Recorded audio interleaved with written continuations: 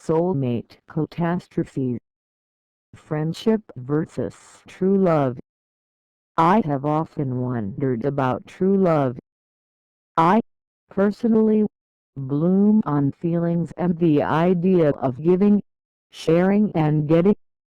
It's in my genes, my blood. It's simply my emotional personality and I like that about myself. However, I am not unique. We, as humans, flourish shown such affection and appreciation. We thrive on love by UPS. We are meant to. It's in our DNA. Yours and mine. As people enter our lives, it's normal for us to end up putting a special someone on a pedestal. It's then that life takes on a new meaning. It's all about two hearts beating as one, unconditional. On top of that, the sex puts a pretty floral lid on our hearts, happy and content in our orbits. True love, baby, just for you. And then, thump. Heartbreak Hotel. Welcome. Love goes to the boiler. A rude shock. The adorable US is not US anymore. As the mind zooms into reality, the heart churns out like a broken record. 8. Why?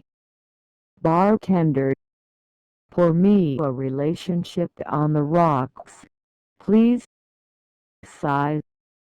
Seriously, you and I know relationships are hard to maintain, but when an alliance crumbles, it's unbearable. So, we ditch love and change the equation. We become friends. And why not? We loved truly, did we not? So now it's all good and things should be status quo, right? Wrong. In spite of our maintained connect, our love genes begin to kick in and two things begin to happen. 1. We grapple in despair as we desperately cling to our friendship hoping to revive our love ticks and or 2. We start looking for love again else with someone else.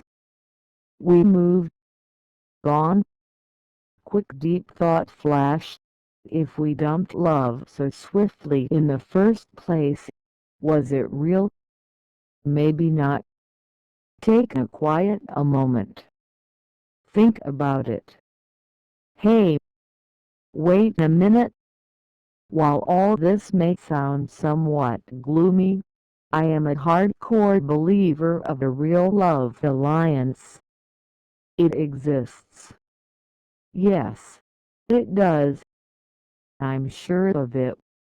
And once experienced it can't never be replaced. However, what makes a soulmate connection different? It has a simple core that demands to be understood. In our grinding lives, we don't have time to think about this high-flying philosophy.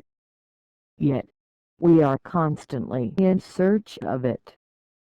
As we go through the flow of life, we enter relationships, hoping it to be the one. See, here's the thing, though. If we are truly blessed and lucky, the soul bond creeps into our lives, quietly, gently and surely. With love as its only agenda, it slowly makes a difficult to explain impact on the duo. The once in a lifetime connect.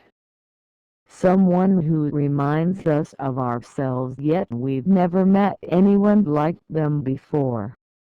Right under our noses. This true love bonding is definitely not a fairy tale. It's not only about gifts, mind-blowing sex, love songs, chocolates, Valentine's Day and teddy bears. Though all of that is great, and contrary to popular belief, it's not always a walk in the park. Feels difficult, too, at times. Why? Because sincere bonding mirrors everything we need to fix in ourselves. Through struggles, fights, laughter, love, tears, fun, from sharing dreams, despair, sex, blows to our egos, to making adjustments, grabbing each other up by the elbows or watching each other's backs. These relationships stick it out, for better or worse, as we are shaken up to be our real selves in every way.